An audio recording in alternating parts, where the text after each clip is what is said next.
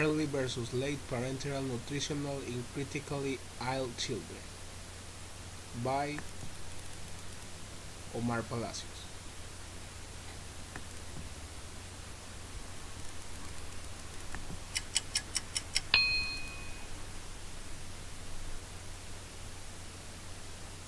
After a few days of critical illness, children develop profound macronutrient deficiency, which may be associated with infections, delayed recovery, and prolonged mechanical ventilation. Enteral nutrition is the preferred method of meeting the macronutrient requirement.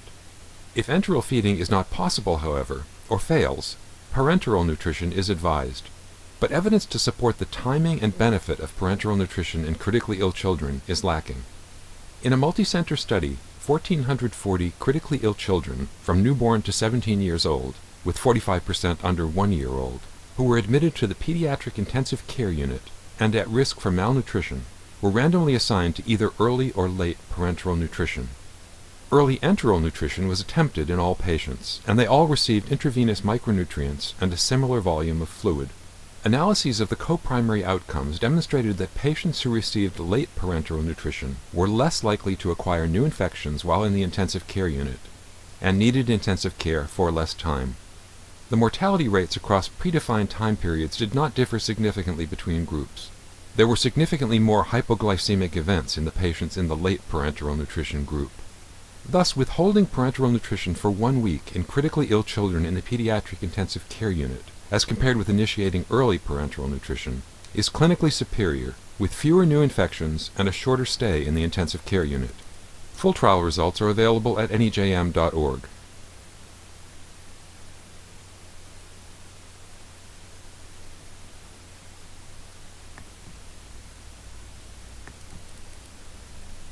Critically ill children cannot normally be fed by mouth, and as a result a pronounced macronutrient deficit often develops after a few days. This macronutrient deficit has been associated with infections, weakness, prolonged mechanical ventilations, and delayed recovery. In order to prevent or limit the development of this macronutrient deficit, current guidelines, which are based largely on small studies with surrogate endpoints and on expert opinion, advise care providers to initiate nutritional support soon after a child admission to pediatric intensive care unit.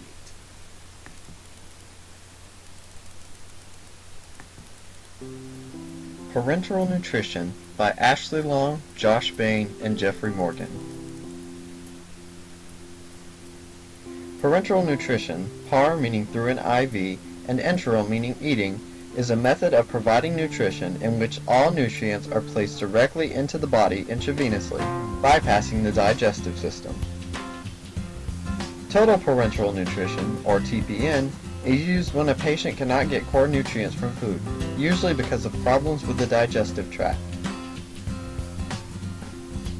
Conditions that may require a person to get nutrients through TPN include Crohn's disease, colon cancer, short bowel syndrome, and ischemic bowel disease.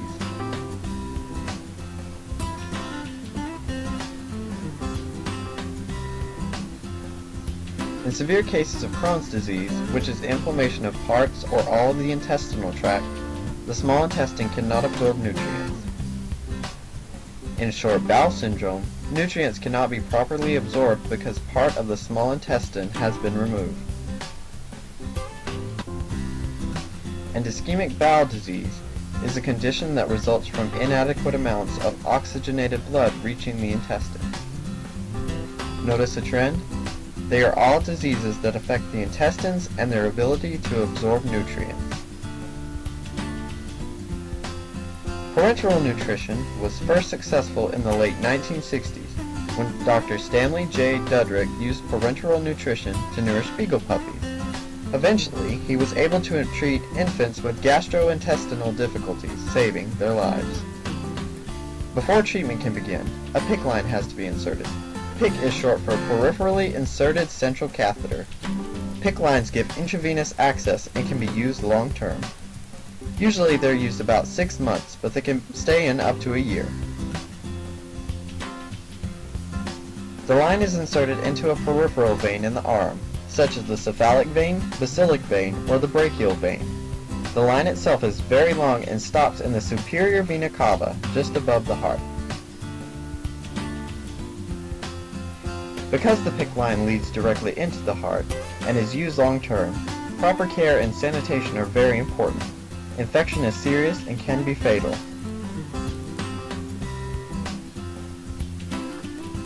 This is what a typical bag of TPN looks like. The amount of fluid ranges based on age and weight, like regular nutrition. The solution contains all of the person's caloric needs in the form of carbohydrates, glucose, protein, fats, vitamins, minerals, and water. The bag does require multivitamin supplements that are injected into the bag right before administration. The healthcare provider will provide several bags at once, which need to be refrigerated, but brought to room temperature before administration. TPN is administered once every day for 8 to 12 hours. Because the process takes so long, it is best administered at night before bed, but it all depends on preference. The bag and pump can be placed on an IV pole, but if you need to go somewhere, they both fit conveniently into a special backpack.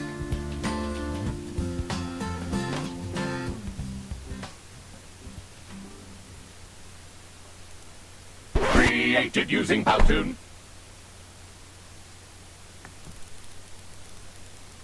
Pros versus cons. The duration of mechanical ventilatory support was shorter than likelihood of being weaned alive earlier from mechanical ventilation was higher among patients receiving late parenteral nutrition than among those receiving early parenteral nutrition, whereas there was no significant between-group difference in the duration of the hemodynamic support after adjustment for specific risk factor. Late parenteral nutrition was also associated with a lower need for renal replacement therapy.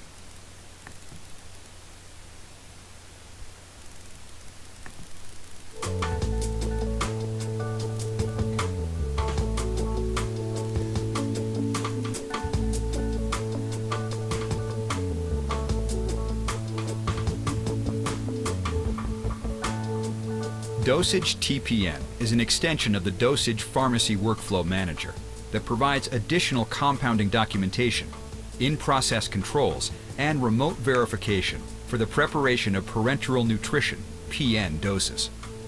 Dosage TPN receives information from Abacus order entry and calculation software and Exactamix automated compounders. Dosage TPN allows you to compare compounding results against the original order. Any ingredients that cannot be delivered to the admixture by the compounder are identified as manual adds. The dosage system manages manual add ingredients using a process similar to that used for IV doses. Open and log in to the PN prep station. PN doses are queued individually per patient. When the order appears in the dosage system, Abacus software will have already generated a PAT file for the Exactamix compounder. Select the dose you need to make by touching one of the PN orders on screen. Select the Compound TPN button. The screen changes to another application area and a PN label prints. The system then indicates that the PN is at compounder. Apply the label to the PN bag. Then scan the label at the compounder. Allow the PN to be mixed by the compounder. After automated compounding is complete, scan the PN label at the prep station to select the dose from the dosage system queue. The ingredients added by the compounder will have a green check mark. Any remaining ingredients are manual adds. Scan and prepare the manual add products. Once all products are completed, scan the dose label to begin preparing the dose. Follow the steps located on the right side of your screen. The dosage system comes with a standard set of procedures for various dose types, which can be customized to suit your facility's specific needs. Take pictures of the manual add products that have been drawn. If an intermediate check is required by the procedure, the system stops before any drug is injected into the bag to allow a pharmacist to check the drawn drug volume. Pharmacists can perform this intermediate check, known as inline verification, remotely by reviewing images on a browser-based device. In this case, set aside the product until after verification and continue making other doses. Alternatively, products can be checked physically by entering the clean room and performing the inline verification at the prep station. To do this, the pharmacist enters their credentials on the technician's prep station to approve the dose or send it back for rework. After approval, the technician scans the dose label, injects the drug, and captures a final image. Complete the remaining actions and scan the PN label to close out the dose.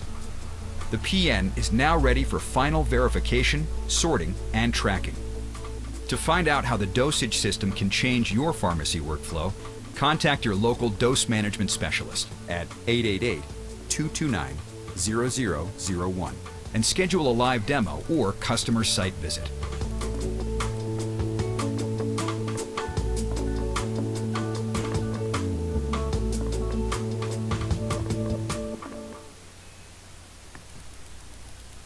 Application in medicine. Since nutrition should equal basic metabolic needs and in children should allow for growth, children require relatively more macronutrients than adults. Hence, the current standard of pediatric intensive care is to meet these requirements early. When enteral nutrition fails, parenteral nutrition is advised, but current nutritional practice in pediatrics were owing the concerns about the overdosing of parenteral nutrition. Application in Ecuador. In Ecuador, it is not already distributed the parenteral nutrition in children, but this type of treatment would upgrade the clinical potential of our country in order to handle in a better way the ill children. Parenteral nutrition for short bowel syndrome is a life-saving therapy.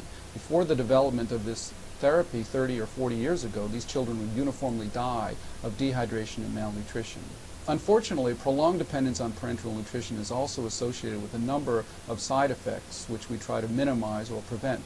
One of the most serious complications with parenteral nutrition is the development of liver problems. In addition, patients receiving long-term intravenous nutrition can have low bone calcium uptake as well as, in some cases, poor growth.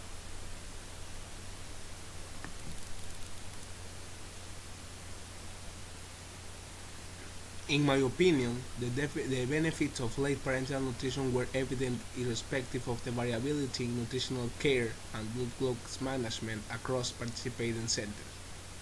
Late parenteral nutrition resulted in more instances of hypoglycemia than were seen with early parenteral nutrition. In fact, in critically ill children, withholding parenteral nutrition for 1 week while administering micronutrients intravenously was clinically superior to provide early parenteral nutrition to supplement insufficient enteral nutrition. Thank you.